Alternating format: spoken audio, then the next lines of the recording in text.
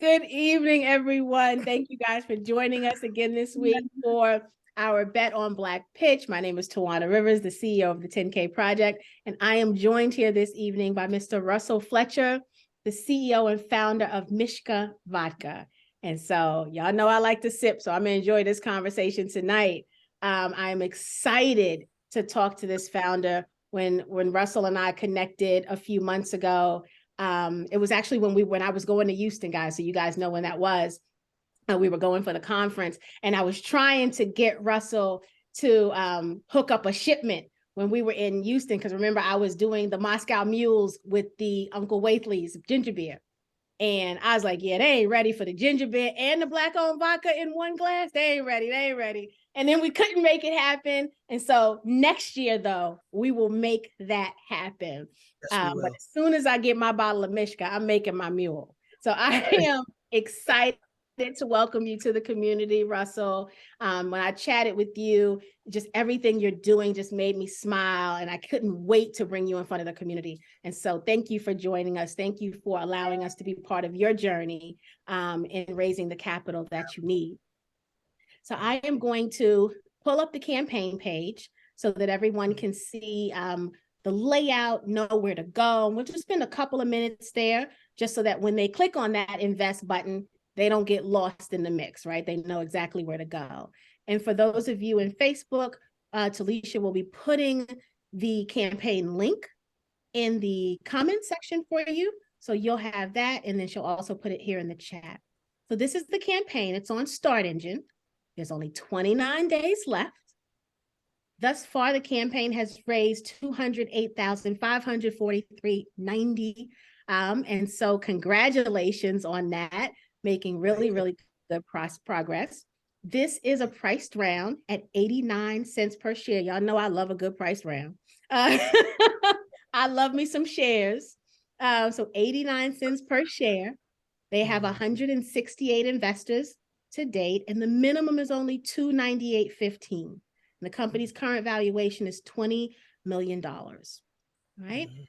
You know, I always say this week after week, I'll say, take the time, look at the campaign page. There's a lot of great information that the founders put in this page to make sure that they answer the majority of the questions that you're going to have.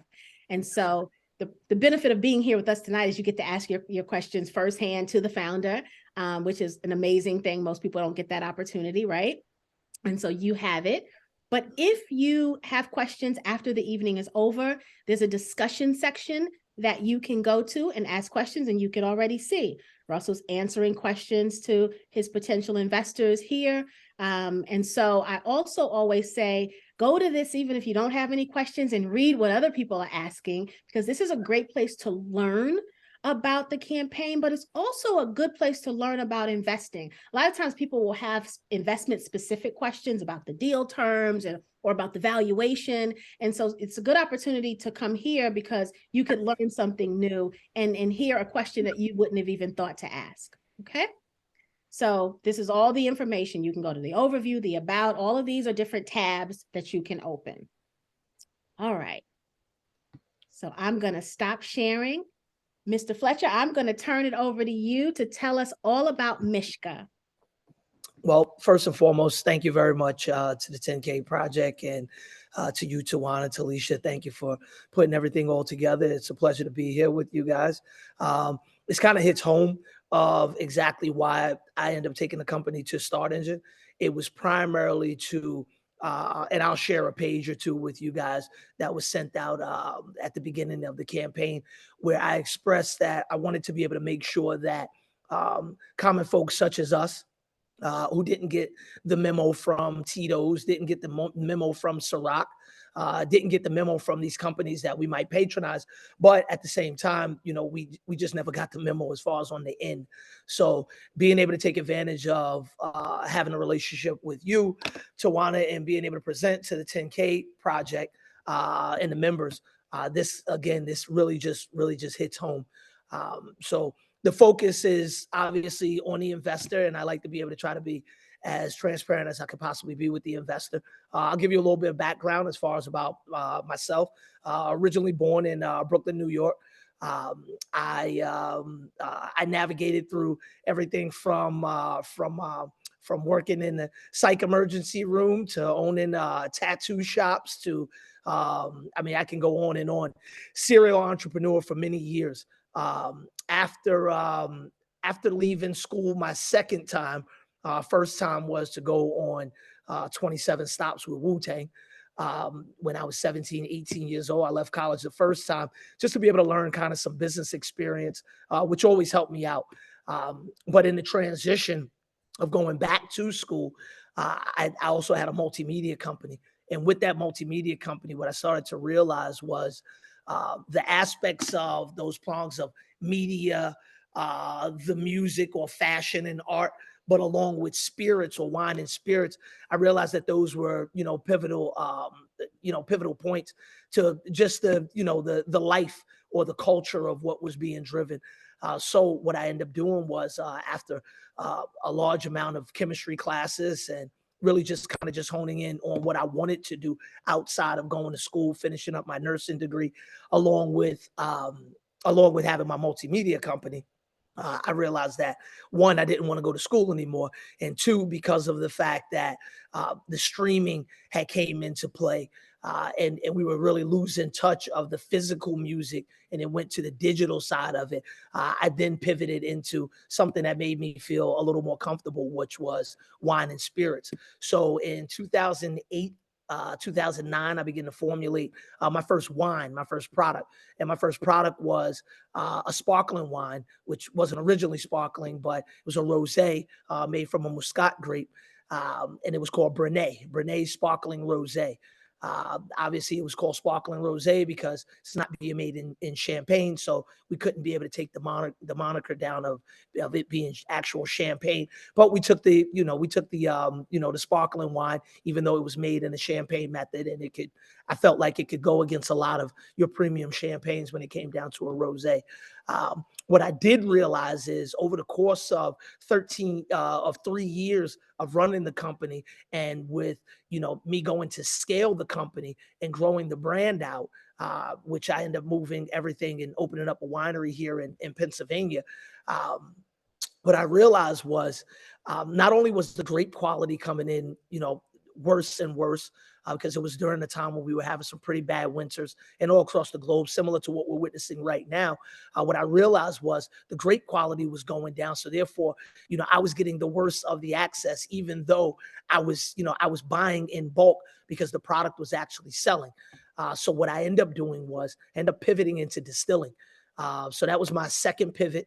Or maybe the third pivot from going on tour, and then obviously going into multimedia, and then going into the wine and spirits. But then I end up pivoting into spirits, and with that, I always say, I learned how to make vodka in Staten Island I learned how to make wine in a garage in Staten Island from Italians, and I learned how to make vodka in a garage in New Jersey from Ukrainians. So what I end up doing was I end up taking the science and really just applying the chemistry aspect of it.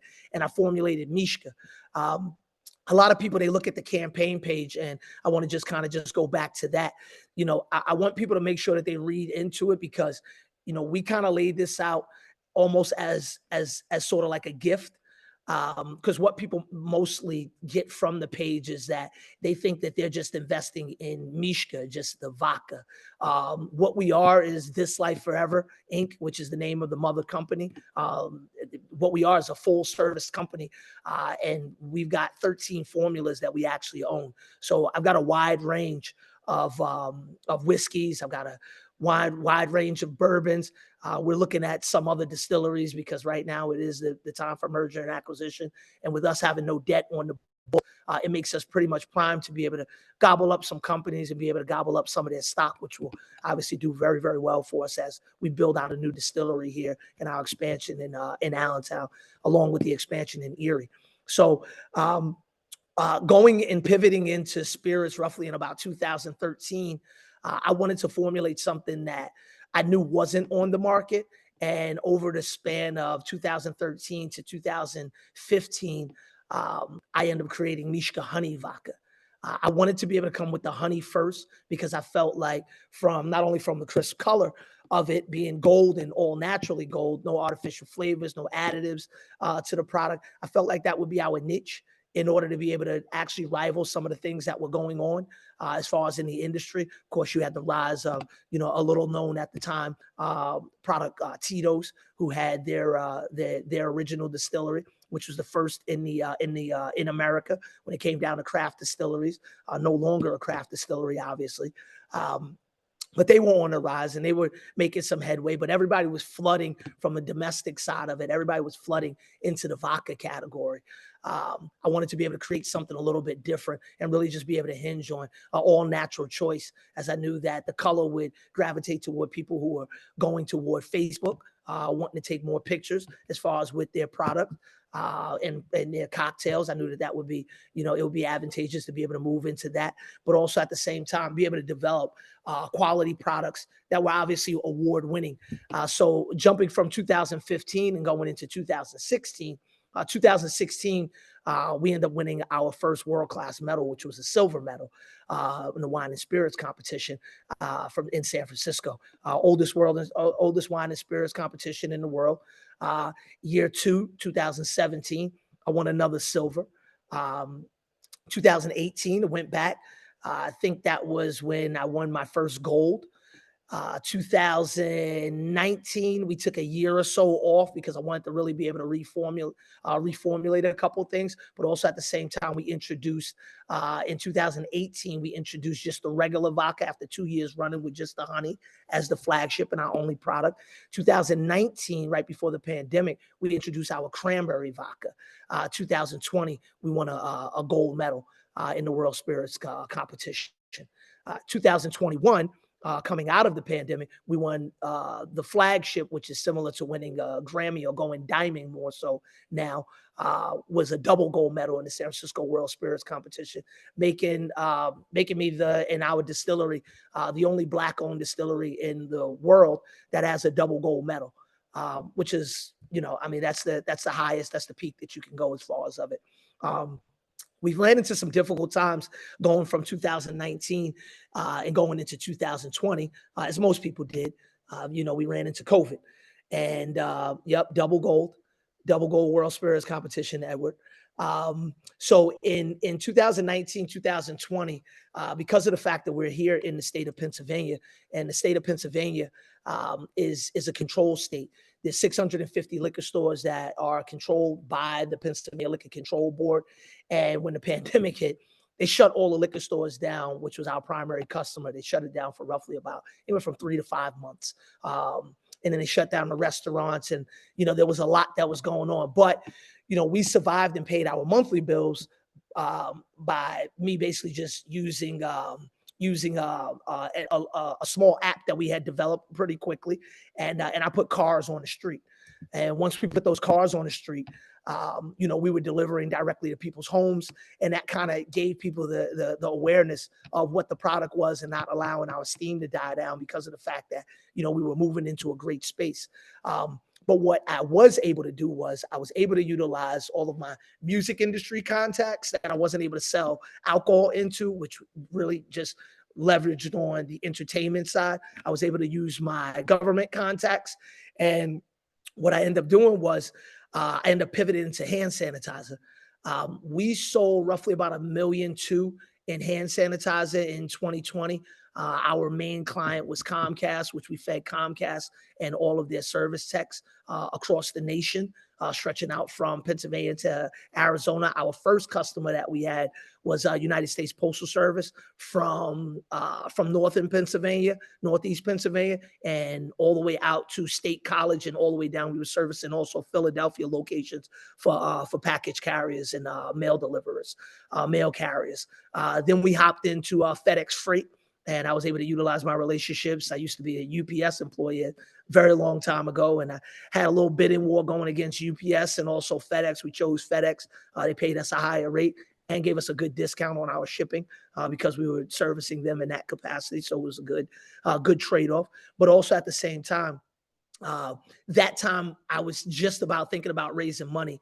And by God's grace, us doing $1 million and change, and me continue to run the business as lean as I still run it today, and I've always ran it in the past, we retained most of those finances, and the $500,000 that I was really looking to raise to be able to grow the business and take the business to another level, it was already planted in me, and I was able to go ahead and do that. So what it did was it empowered us.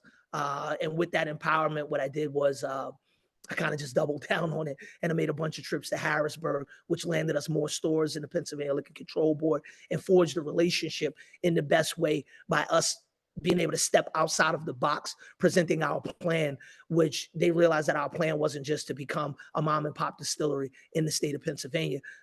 They started to realize that I had relationships across the nation because of my multiple tours that I had done. And all I did was just continue to just bind the relationships up, which kind of leaves us here, roughly going into 2022, which we kind of looked at Start Engine. We looked at multiple platforms. We wanted to be able to get the most bang for our buck, but we also wanted to go with someone who was a little tech savvy. We felt like Start Engine was the best way to actually do it. Kevin O'Leary, I mean, from having a Shark Tank aspect of it, we felt like that was just good branding that we would be able to leverage. One thing that I've always done is I've always been able to look at creating branding opportunities in order to be able to make sure that, the synergy is there, because having a partner, in the sense of having a partner and that aspect of it, when you're going to raise money, you want to be able to make sure that you have the right partner, and that partner, has to also be able to carry their weight. So strategic partnerships has always been really, really key for us. So, we kind of just went through the process, and we stalled for about a year because I'm not really keen on taking anyone's money unless we have the right value proposition. And striking and going into meeting with President Biden and Biden's team, getting some pretty awesome press, receiving a bunch of citations and a bunch of commemorative awards, and then some from the Commonwealth, along with from the city of Allentown. And also the president's team. It kind of thrusted us into the forefront to where in 2023 we kicked off by doing the governor's ball. We were the only vodka at the governor's ball, so that was a huge highlight for us.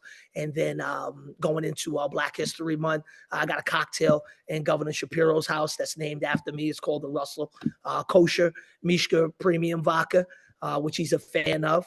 But at the end of the day, we also, we do provide the kosher aspect of it, but we do also provide a great quality, with us being the only Black-owned distillery in the Commonwealth, which I think that might have just changed. So don't quote me as far as on that. I might miss that. I think that there was another two that was founded here this year, and I'm very happy because for a long time I was just the only one, and I always offer my services or whatever help I could possibly do. But that brings us into what made me go to Start Engine again, was really just bringing this type of conversation to the forefront. I'm not really big on the hand-to-hand roadshow. We've been courted by Beam, Jim Beam. We've been courted and turned down, what people might know as the Pronghorn program, which is a subsidiary of Diageo. Pronghorn was given $250 million to invest in Black brands. The only problem is Pronghorn couldn't understand our business model. So what ended up happening was they didn't call us back for about 3 months after our very candid conversation. And they brought Diageo back into it, which is the mother company. And Diageo offered us something. And what we told Diageo was we'll speak back to them in 2024 because we were going to go to Start Engine because we wanted to be able to give it to the people first and foremost. And then we'll figure it out as far as from there. I mean, their offer was pretty nice. But I mean, it was already money that we already had in play. So it would have given us a strategic partner, quote unquote, right? Okay. But at the same time, it would have devalued what our mission is. So my offer back to Diageo was, hey, look, I've toured larger distilleries. I know big brand owners. I know, a very, very, very large distilleries and breweries, who are taking on co-packing contracts from Diageo. If they really want to give us a seat at the table, we like to be able to get some of those co-packing contracts along with being able to help grow our brand. So, I mean, I'm giving a lot of context also, Tawana, because I don't want to regurgitate the information that's on the campaign page. Because what I did with the campaign page was, and my team and I, we really laid everything out for the average person, just like myself. That's not a knock to anybody, but I wanted people to be so comfortable within the campaign page that they understood, okay, I can trust this product and I understand this product because everything that he's saying, it's not only pairing up, but it's matching up in a way where it's easy for me to be able to digest, let alone, even as you stated, our entry point, which Start Engine, they were very, very, very against the entry point. They wanted us to go at 500 plus. But if you look at the $299 package, you basically get about $218 worth of things. You get product, you get a t-shirt, you get a commemorized letter. I think you get a gift card there. I don't remember exactly what it is, but we're basically giving you the value because I just want people to be involved. The aspect of turning down Beam's tract of, we could sell for 150 million within 5 to 6 years. I mean, it was good if you hang the fruit, but once I kind of got into the numbers with them, they kind of were in the weeds because I let them know as far as about how I'd be penalized on capital gains and whether I ran a QSBS format to where I could retain most of my earnings. It was kind of like a savvy conversation of what we weren't going to do. But a lot of people, they always ask about, what's the exit strategy? But I look at a company like Tito's. Tito's did roughly about $1.4 billion last year. Their take home was $928 million. So their operation expenses were, roughly about, I'm going to say probably about 31%. Within that, they paid very little taxes because of the fact that they outsourced a lot of the things that depleted the earnings that they actually brought in. And then they've got a couple of different savvy things in order to be able to make sure that they give people dividends.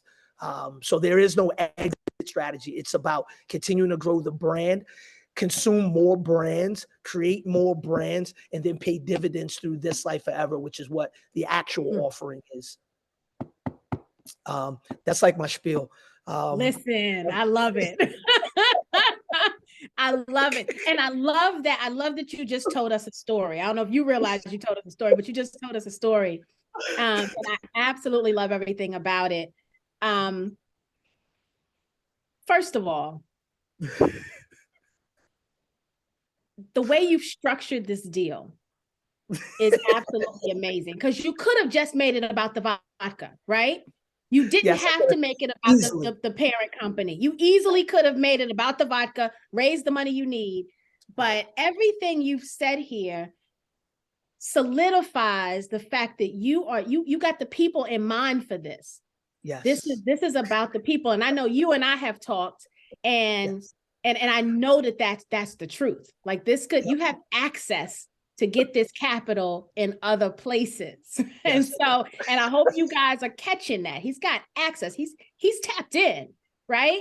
But it's there's always this amazing feeling I get when I know a founder only took this route because they want to see their people win, because this is not the easiest route. It's actually the hardest route. When you got connections, you can make a phone call and get the money you need. And so when founders intentionally come to an investment crowdfunding platform so that the everyday investor can get an opportunity, it just warms my heart. It really, really does. And so thank you. Thank you, because it is because of founders like you that allow many of us to get to the next level of success for our families, right?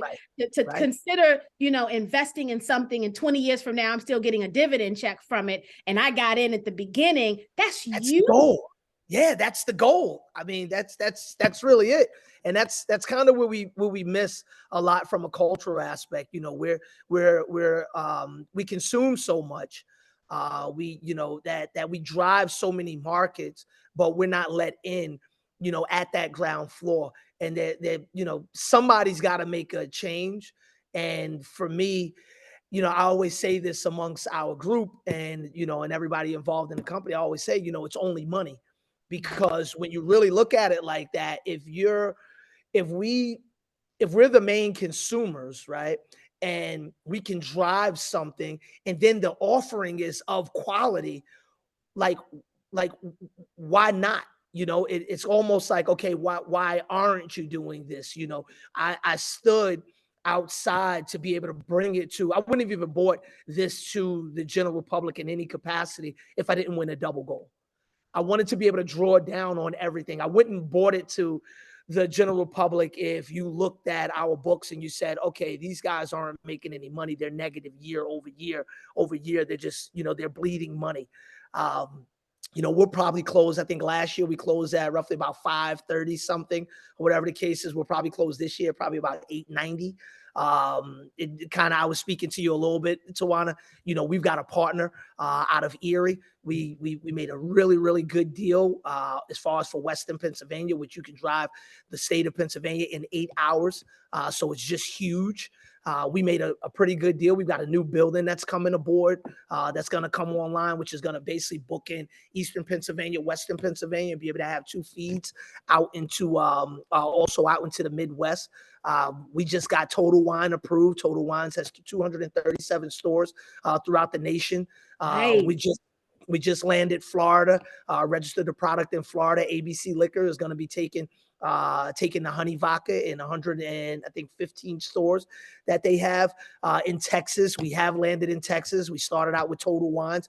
That's 22 counts in Total Wines just in the state of Texas. And we're going to be utilizing a loophole because I'm a big reader, avid reader, when it comes down to liquor laws. My attorney, I just use him just as a sounding board. We're going to be buying the state of New Jersey, which will then give us a bridge. All we have to do is just rent the warehouse, but we can operate on the same price points that we're working on here in Pennsylvania. So it'll be a direct bridge for us to be able to continue to just move about. From building the new distillery, the expansion from the one that we're in right now, which is the new expansion is roughly going to be about 7 minutes up the road. That's a new state-of-the-art facility. And I definitely want people to take a look at the campaign page because there's a lot of good information that's in there. Government financing. We've got a federal loan through HUD, which is roughly about 3%. So for me, it's about strategic partners. I found strategic partners in the state, in the federal government, and also in the city. But also from utilizing economic development corporations in order to be able to help basically refurbish buildings that are dilapidated and that are blighted in the Commonwealth, and giving it kind of like a little bit of restructure, but also hiring people in opportunity zones, which makes a lot of sense, bringing up that GDP. We're again, it's tapped in from not only from a finance standpoint of it, but it's not just about just pulling down a bunch of money and not having anything to do with it. I feel like that's a practice that's kind of overreaching, and all you end up doing is just basically just building debt on the money and have to answer more questions about where's my money at. So building a value proposition for common folks like us to say, okay, you know what? I'm watching this. I get my quarterly letter. Wow, we did this. Wow, we did that. And then getting people to say, hey, you know what? You should get in on this because I got in on this. Or even being able to weaponize people like yourself to be able to say, hey, I'm going to a party. I want to be able to bring some Mishka, and turn people on to it. You're doing nothing but just benefiting yourself at the end of the day. That's it. So, be about it, be a part of it, So when, and guys, please feel free to put your questions in the Q&A. I'm sorry. I can talk to Russell forever because I'm really excited. And let me just say, I am not a financial advisor, right? I don't play one on daytime TV or nighttime TV, right? And so, but I am an investor. And there are things when I am doing my due diligence and my outlook for my future is going to be different than your outlook for your future, right? For everybody watching. So this is me, Tawana, and talking about the Tawana household, right? But when I look for an investment, there are certain things I look for. The first thing I look for has absolutely nothing to do with the product or service. It has everything to do with the team and the leadership, right? And because I know that life's very often, right? Whether we want it to or not, I want the founder of a company I consider to be able to stick and move, right? To be challenged with some obstacles, and you can stick and move, right? And get in there and do what you got to do. And what you've explained to us about your journey says to me that you know how to do that, right? You didn't just create sanitizer, because a lot of people did that, right? A lot of people did the hand sanitizer, and they didn't all make $1 million, but a lot of people did it. But the deploying the vehicles to be delivery, right? Because because I know people who live in that area, and when the liquor stores closed, that was a problem. See, they didn't close liquor stores in Kentucky; they stayed open, No. and so, Yes, so it that was the first stop we made. And so I know how people get about their liquor, right? And so the fact that you had an app that you were able to talk, tell us a little bit about that. Like, how did you pull that off? Because I want the community to understand you are a man with not only a vision and a strategic plan, but the resourcefulness, right? And how right. you were able to deploy and pull together the plan B that allowed the company to survive when Yeah. so many didn't. You can talk a little bit about that. Yeah, I mean, coming from a media background, I already had the pieces that were already in play. Coming from a touring background, I knew automatically, one of the things that I learned early was meet the people where they are. So if people are afraid to go out of the house because of the fact that, mask or because of their immune deficiencies, how are you going to meet the people where they are? You put a discount, put it up on social media, and you say, hey, we'll bring it to your front door. You order now, about this time, we'll go ahead and we'll get it to you. Activated FedEx, you order with FedEx and you're in the Commonwealth of Pennsylvania, you get it the very next day. Those things were just, some of the things, they come naturally because I'm scrappy by nature. Um, because there was never a guide to, okay, this is the way you're going to be successful. It was more so, okay, you got to find your way out of this situation. My mom gave me a hellified toolbox. But at the same time, she didn't know how to navigate that toolbox because times change as we continue to roll on. So I knew it was up to me to be able to find a way to be able to get things done. But let alone, I look at my team. Just recently we hired a gentleman named Maurice Anderson. Maurice is the former multicultural global director for Grey Goose. I was Beam Global. I was able to learn a bunch of things under a gentleman named Julius Grant. When before he retired, he was the most successful and top Black executive in spirits for a very long time. I used my touring background again to be able to, sell to the point where meeting the people where I needed to be able to meet them at in order to be able to introduce the product. And then again, I feel like it's always about value proposition. None of us go to the grocery store, go shopping and say, oh, you know what, I'm just going to overpay by choice. If you overpay, it's normally because of the fact that you're ignorant to what the costs are, or because of the fact that there's some sort of trick that somebody's kind of playing. Because if we just do our grassroots research, especially with, these powerful devices, which are our cell phones now, you can kind of make a price comparison right then and there. And that's also where I kind of put the product at. Grey Goose, they sell their 1 liters or even some of their 750s. They sell them at $34, $35 per bottle. We sell our 1 liter, just the plain vodka, at $25.99. In other states outside of the Commonwealth of Pennsylvania, it does go for $31.99 because that's just across the board. But we do the same thing as far as with our flavors. We give it to people at a value. And the crazy thing about it is, we didn't change our price to match inflation. What I did was I found smarter ways to be able to reduce our cost of goods and be able to, again, give it back to the people. We haven't hit that saturation mark. So you can't be focused on what your gains are, or what your profits are, if you're not looking at what your saturation is, because then you'll never grow. So, there's some sacrifice as far as within it, but also at the same time, like you said, staying light on our feet, and the ability to be able to pivot. I think that right there has been the key to our success, being able to stay light and being able to keep in tune and be able to make those decisions without having to go through a plethora of people in order to be able to get those decisions done. Yeah, well done. Very, very well done.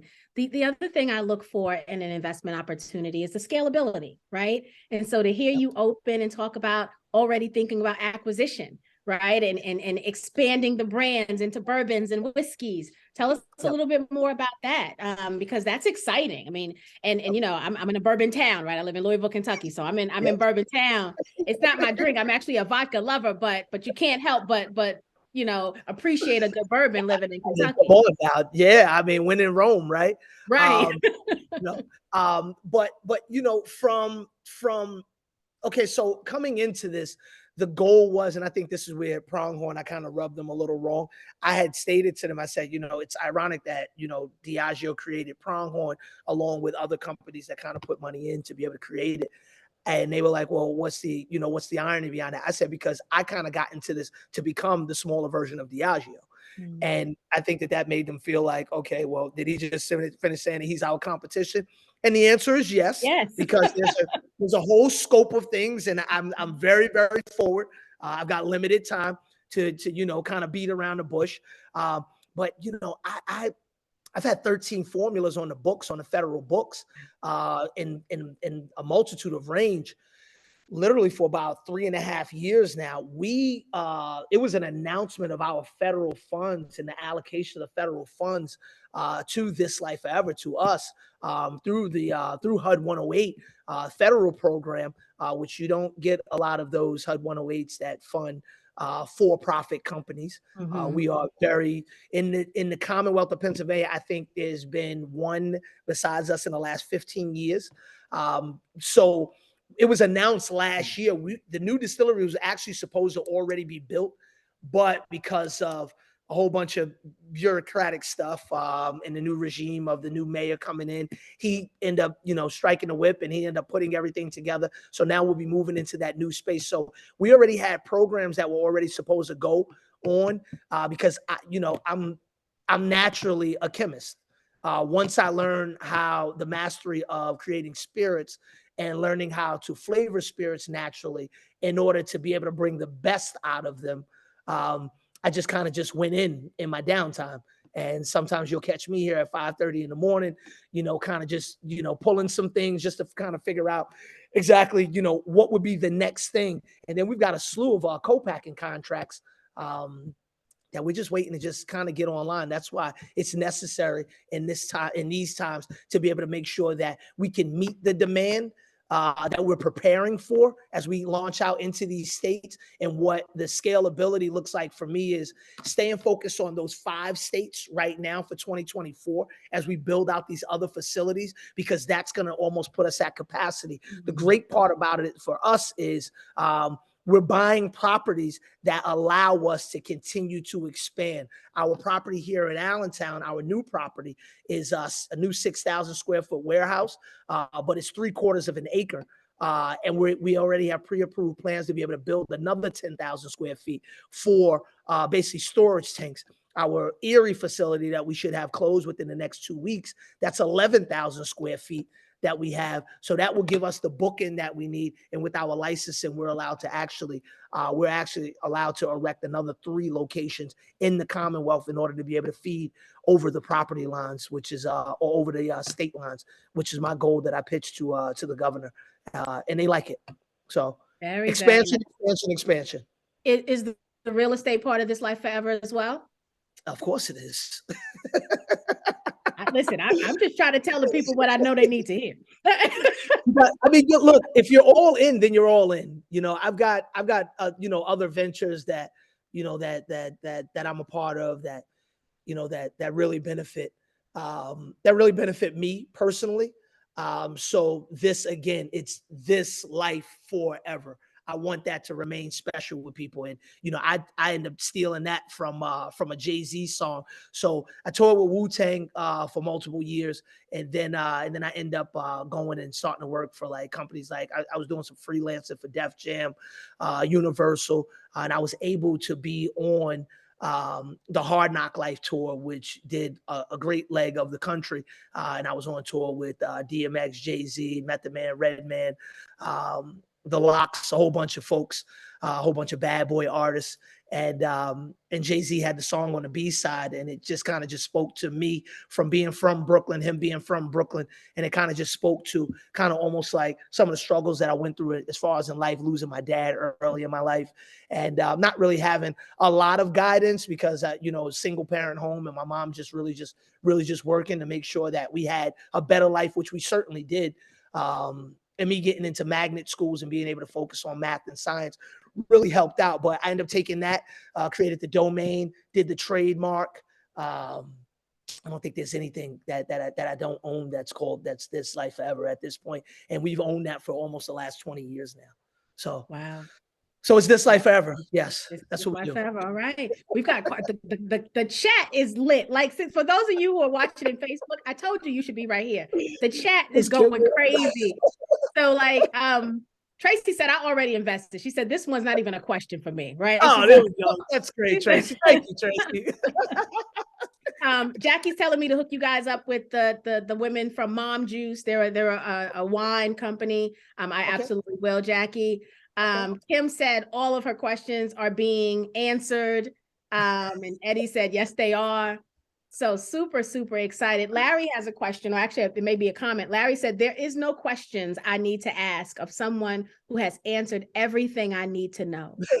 Russell, my hat is off to you. No brainer investment. This investment I will be taking to my family and friends. Thank you for the offering. Well, I appreciate it. You know, another thing that most people don't see.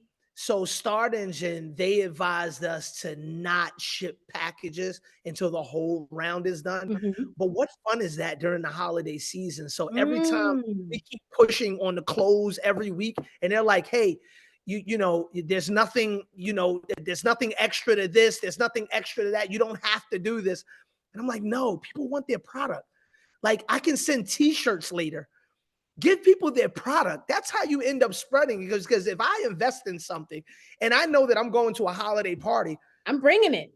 Why wouldn't I bring bragging about it? Oh yeah. Oh yeah. I invested in this. I met with the CEO. I know, you know, I'm on the quarterly calls, and I think what I'm going to do is I'll probably do like a monthly call, just to be able to kind of just get everybody involved. I like getting the people riled up. Like, I mean, that's, you know, and I come from touring the background. So riling up the people is like, you know, I remember when I went from hanging posters in the town, you know, and kind of getting a little catnap in the car to be able to hang more posters, you know, but, you know, now it's a changed game, but it's still the inspiration of making sure that, you know, people can really buy in, but they can also get their product in hand. That tangibility is really, really big, you know, and I mean, we lean into that very, very heavy, you know. Yeah, I mean, this is great. Eddie said exactly, Russell, especially when you had Thanksgiving and Christmas season and New Year coming up. Yeah, we're gonna already be together in rooms with people we need to be talking to. What better way for them to already taste it, right? To be able to be like, damn, this is good. Let's where's the link at, right? Yeah, just get it done. That's what you want. You want the people to be involved, and you know, hence why, you know, I wanted to take this route because I mean, this was the easiest way that I could be able to get it out to the people. We've got a bunch of media that to be dropping, you know, and I wish I could have got it out over the span of 6 months, but that's not the allotment that we have as far as with Start Engine, and you know, but we got 30 days, you know, so I'm got 30 days, and you guys always know, I tell you, activate, don't play. Do not play. And I'm going to share something, and I'm going to try to be discreet when I share it, but it meant so much to me, so I'm going to share it. When Russell and I talked, Russell talked to me about some of the networks he has, right? And he named some big players, right? That he has access to market this campaign. And after we finished talking, I was like, I know what we got here, but damn, he got the connect. Little old 10K project is not going to be something he's going to be excited about when he shared with me what his marketing strategy was, right? So we probably get ready to see him on the Breakfast Club. He's gonna be in front of the Earn Your Leisure boys, right? And we know how hot they all are. And so after I finished talking to him, I said, I feel in my spirit he's gonna call me back. Because, you know, typically the founders are like, you know, let me think about it. I'll call you back, blah, blah, blah, right? And I was like, he gonna call me back. Because I know he got something good and he know I got something good. So I was feeling myself. But deep inside, I was like, damn, I hope he called me back. Because the community needs to be a part of this. But I say that to say, when he talks about doing this for the people, right? That's how I know this is real. That's how I know this is real. My little 20,000 followers don't have nothing on those venues that he just talked about, right? So let's just be all the way honest, right? Right. But it takes a community. But he understood what we've built here. And this community has power. And so you guys need to know that. You show up week after week after week. And sometimes you can put big money down, and sometimes you just got to do your little 298.12, right? Whatever the minimum is, because that's all you have. But there is power in what we are doing here. And with founders like Russell who think about the people first, we have a chance to change the trajectory of our lives. And so I've said from the very beginning of this 3 years ago that we will do this together. And tonight is an example of that. And so give yourself a pat on your back, Russell and the 10K Project community, because he saw the value in us. He saw the value in you, even though he has access to a much larger community that he's going to go to and give this opportunity. That's why y'all need to stop playing and don't let this 30 days go by, because he could get to his max. This can't, you know, I always tell you guys, the campaigns can come down early. When the founders make the money they need, they can end the campaign, because again, it's not easy running these campaigns. He's got a whole business to run. It's a whole, look, this has been, my wife's asked me, she goes, dude, do you not have like enough stuff that's going on? And I'll give you just a little insight. You know, we're working on a project right now with a little company called PGL, which is headed by Miss Patty LaBelle. That's family. Those folks are family over there. We're doing a play with some other products that we're introducing into our network. And what I'm doing is I'm meeting with not only brand owners, but I'm lifting up manufacturers. We're doing some stuff with Governor Westmore in Maryland. My goal is for February to kind of commit to a little bit of a tour to be able to introduce the manufacturing, what makes manufacturing cool, and be able to bring Black manufacturers to the forefront, diverse manufacturers to the forefront, in order to kind of, you know, get in the game, because this is where you actually own it at. You know, I sit on these various boards, Children's Hospital. We just did something that was very monumental. It took 6 months, but I struck a deal with our Children's Hospital, which is a $3.3 billion annual hospital network, Lehigh Valley Hospital Network, huge. And we're doing fundraisers based on Mishka. So that give back of community, the matriculation of community, giving it to the people, it's within the This Life Forever, because we did start out just as a lifestyle company. And a part of that lifestyle was giving it back to the people and being able to give people an opportunity. So as we continue to grow, I don't know if there will be another round. If it would be, I will tell everybody with all transparency here, you know, in our goal was to raise $1 million, because that's the cap. We've already hit the $1 million in horizontal and vertical ways. Everything's not always about the dollar that you might see, but it's also about the value of who we actually bring in as partners in order to be able to grow the actual business. Again, you know, taking money from people just because you have the ability to take money, that doesn't breed good business, and it definitely doesn't breed good results.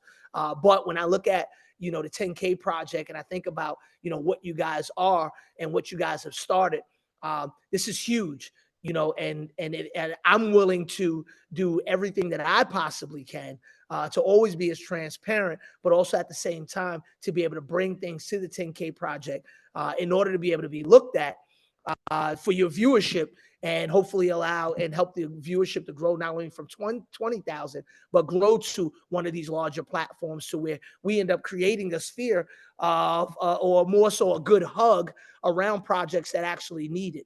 So, I mean, that's my commitment to you guys as the 10K Project from This Life Forever. And I hope that you guys actually show out in the same way and be a part of this, because what we're creating is something really, really, really special. And it's got legs, you know. Like, it's got great legs. And then also, I think I got a second commercial coming with the Philadelphia 76ers. So we got a bunch of stuff that's coming down the pike. So please make sure you keep a lookout. Got a couple of comments in Facebook. Lavandia says, awesome. Norris says, say no more. Nico says, smart. So absolutely wonderful. And Tracy said, plus giving us the chance to try the product as investors gives us that much more incentive to buy it in bulk and share it everywhere. Absolutely. Right. Absolutely. And as investors, once the round closed, because I signed a very stringent document with the SEC, investors will always get some sort of discount, because it's advantageous for us as investors to be able to share the product, but we shouldn't be paying retail prices, because of the fact that that should wrap into what our dividends look like, and those discounts should be able to run in plentiful, because the goal is obviously to push the product and to end up being within the next 3 to 5 years, you know, have a semi or a national presence that we're looking for, which just makes us all, you know, makes us good. More than good. More than good. Any other questions? Oh, I see one popped in there. What do we got? Patrice says, tell me more about your team. If you are not at the helm, say the infamous beer truck gets you, not the beer truck, the infamous beer truck gets you, how will your amazing vision continue? Well, I ended myself with professionals. I've taught specific things that can be carried on, and I've simplified the business to be able, like, I have a 5-year-old, so I think about that all the time. I did 32,000 miles on the road last year.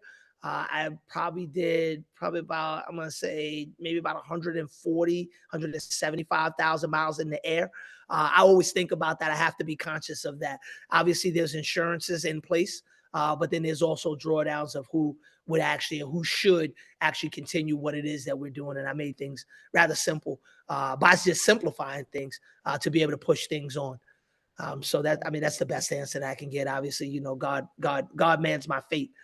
I just try to do his best and as much as I can with every breath that I can possibly take. Mm-hmm. So, the other thing from an investor standpoint for us to think about is one of the things that Russell did here is he is the distiller, right? So his recipe is not being shared with someone who can make it for someone else, right? It's his recipe. It's a secret recipe. I'm sure he probably got it in some vault somewhere.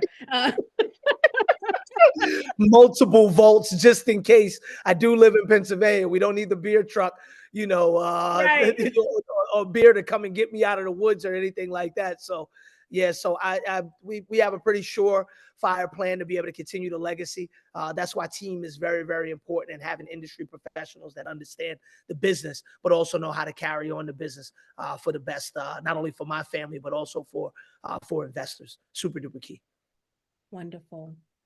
All right, final questions. As you guys are coming in with your final questions, I'm going to give my closing remarks. Obviously, we know why we're here this evening, right? You've been presented with what I believe is a really great investment opportunity. Again, I am not a financial advisor, but I am an investor. And, I only bring the best of the best to you guys to begin with. And so, do your due diligence, look at that campaign page, find the product, taste the product, test it out. Research these awards that Russell's told us about, right? I'm gonna be honest. Just try vodka and I drink, and if I like it, I didn't even know there was this Grammy status with vodka. Like, so hearing you talk about that, I just learned something, right? I sip, and if I like it, I sip some more. I didn't even know there was like this whole process. Like, I knew with wine they had the score, but I didn't know that existed with and I don't know why I didn't know. As I'm thinking about this, I'm like, I should have known because I sip. But I didn't know. And so let's research that. Let's research how important it is to get those awards, because they're not just handing those out to everybody, right? That tells a story within itself, in my opinion. So that's part of the due diligence process, is to learn about what Russell's shared with us here this evening. I see another question. Anonymous says, can we buy it online? You can buy it online. You can go to mishkapremiumvodka.com, go to drinkmishka.com. I think they lead to the same place. And absolutely. You certainly can. Definitely. And Patrice says, what were the 5 states for distribution again? So we've got Texas, we got Florida, Pennsylvania, we'll be in Jersey, and we got Georgia already. Very good. Eddie said, extremely interesting and captivating presentation, Russell. If not done, can you share the background behind the name and image? Oh, yeah, absolutely. So Mishka means bear in Eastern European. So with that, my wife is actually from the Ukraine. So what I did was I learned how to make vodka from, again, Ukrainians in a garage in New Jersey. And I wanted to be able to piece together a couple of things. So I took the blue and gold, which is our flagship from the state of Pennsylvania. Those are the colors of Pennsylvania. I took a little bit of the Ukrainian colors, which are blue and gold, and then we faced it with the bear. Our designer, which you'll also see, is his name is Mr. Mikey Stubblefield. He's a world-class clothing designer. So what we did was we ended up taking the bottle and we dressed the bottle down to almost look like a bear, kind of with like a top hat and a tuxedo. because we are fashionably correct. Cute. Very cute. Let's give us, Russell, give us the site where you can order again so Talisha can put it in the chat and in the comments. Yeah, sure. It's Mishka. I already put it in there. I got it already in there. Oh, it is? Oh, I didn't see it. Mm-hmm. I appreciate it, Talisha. You're welcome. I'm not really fast on typing. That's all right. It's here. I'll put it here. Thank you. You're welcome. Okay. There we go. I see it now. Very good. Very good. Okay. So what was I saying? I was talking about just the doing the due diligence, right? So the goal for the evening for everyone is do your due diligence, right? Consider adding this into your investment portfolio. You're going to make that determination on your own. What I am going to ask you to do is I am going to ask you to share the heck out of this campaign, right? Share it with everyone you know. Go ahead and post it right now, this campaign link on your social media platforms. I'm gonna go ahead and post it on mine. Obviously, we're gonna do all the things we do within the 10K project, but the goal is really simple here. We share these deals with our network. That's all of you. And then the ask is that you now take it and share it with your network. That's how Russell gets the eyes on the campaign. Right. That's how, as a community, we do our part in helping lives be changed, right?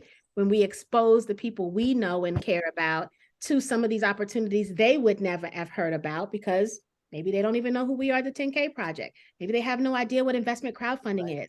Maybe they have no idea that that $100 or that $200 or that $300 can be used in a way that's going to earn them something down the line versus them staying in a consumer state of mind for the rest of their lives. And so as part of the 10K Project community, we almost have a responsibility to teach people what we have learned here. And so that is the call to action that I'm asking you all to take on this evening.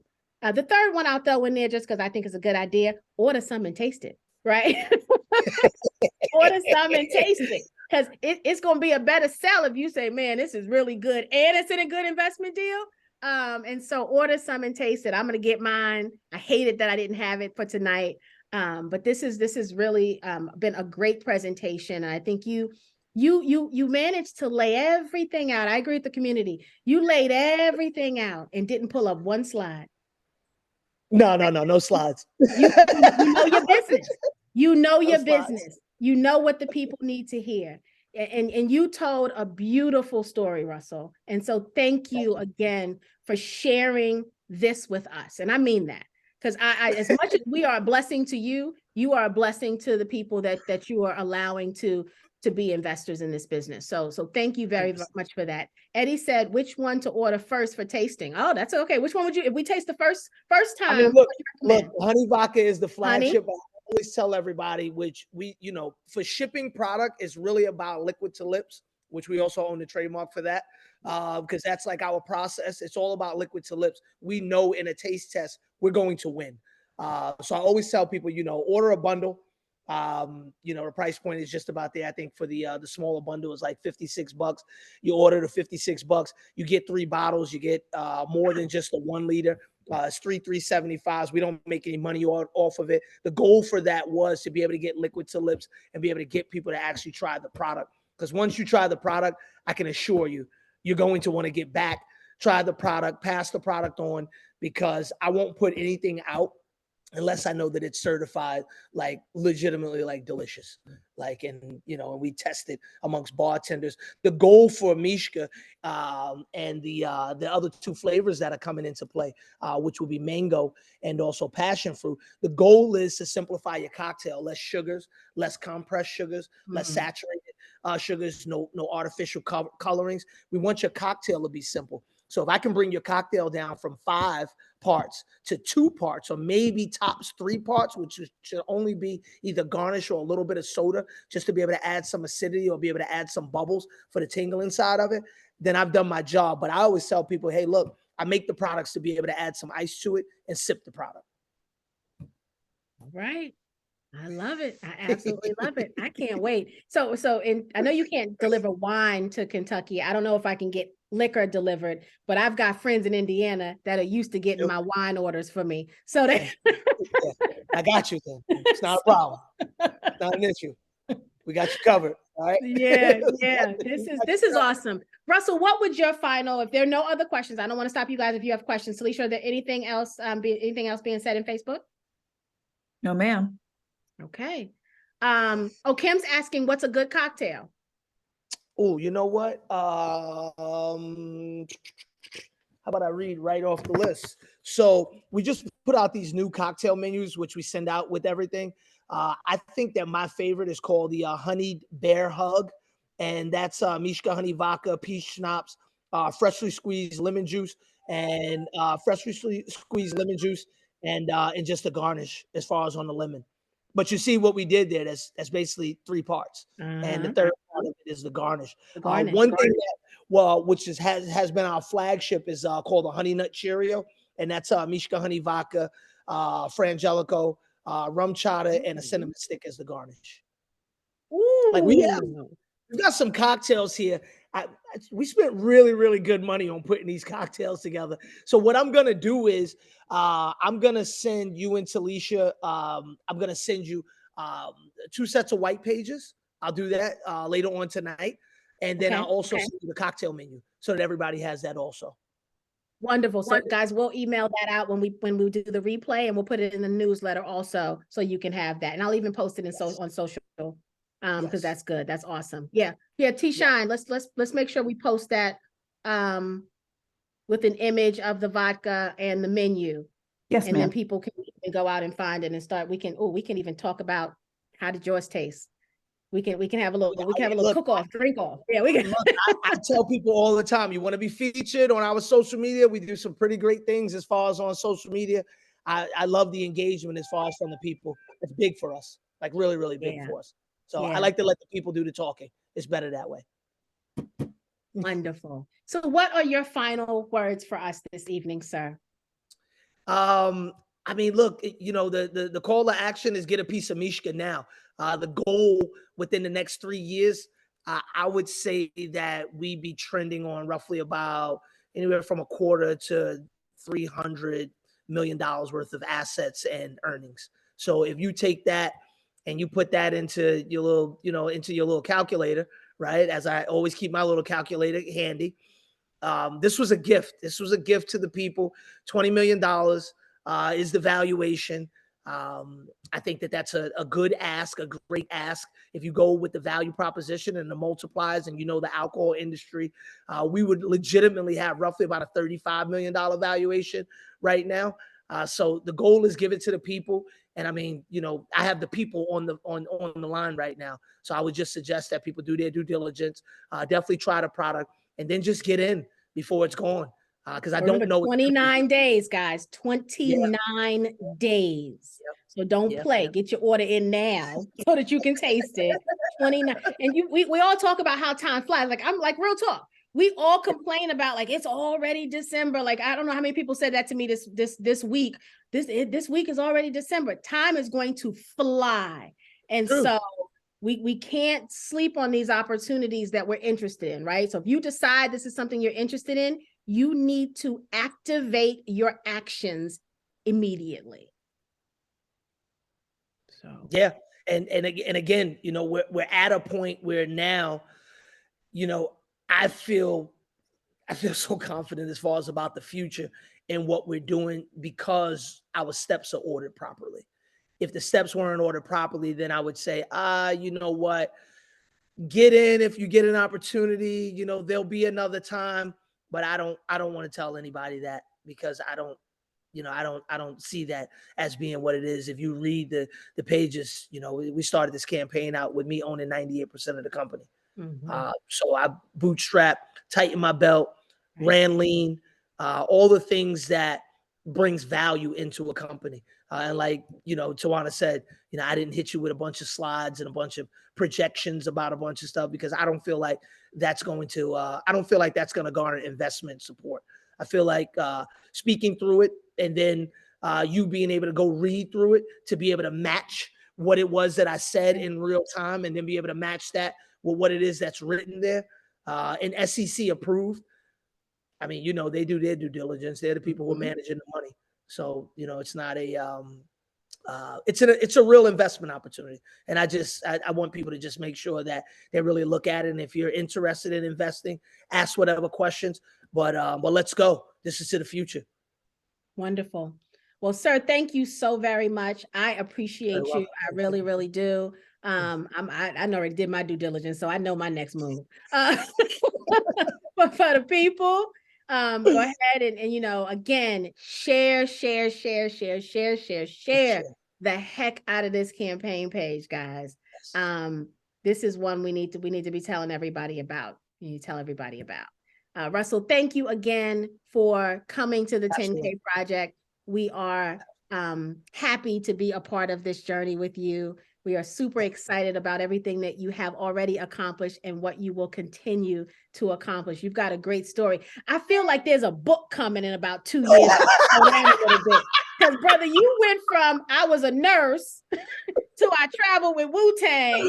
Like there's a book in there somewhere. When you slow down long enough to write it, there's a book there. There is a book in there somewhere. And some good stories. Oh, I bet them stories are lovely. Oh man, it's been a pleasure. I hope that everybody, I hope that no one's in the cold, and I hope that everyone has a fun, festive, and safe holiday. Please do, if you do have any questions, if you want to come as a group to Tawana, I'll answer whatever questions. If you want to send them to me, I'll answer them the best as possible. Or you can go right on Start Engine and you can get it. You can just knock it out, you know. Wonderful. And we'll go from there. All right. Well, we're excited. Thank you so much, sir. Absolutely. Have a wonderful Thank evening. you. Peace and blessings, everyone. All right. Thank you, guys. Take care.